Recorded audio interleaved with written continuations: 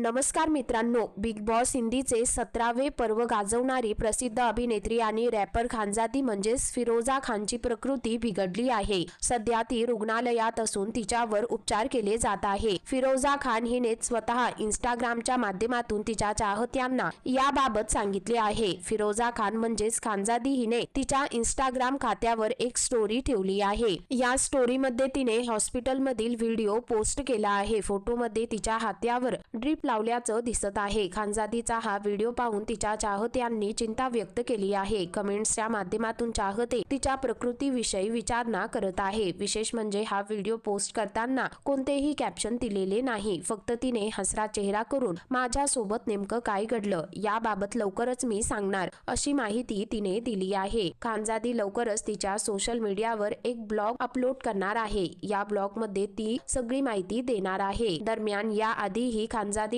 अनेकदा रुग्णालयात जावं लागलं आहे। बिग बॉस मध्ये असताना तिला गंभीर आजार असल्याचं देखील कळालं होतं। या आजारामुळे तिला तब्बल 3 वर्षे चक्क व्हीलचेअरवर राहावे लागले होते। सध्या अभिनेत्रीचे रुग्णालयातील फोटो पाहून चाहत्यांना चिंता लागली आहे। तर मित्रांनो, या संदर्भामध्ये तुमची काय प्रतिक्रिया आहे खाली कमेंट करून नक्की कळवा।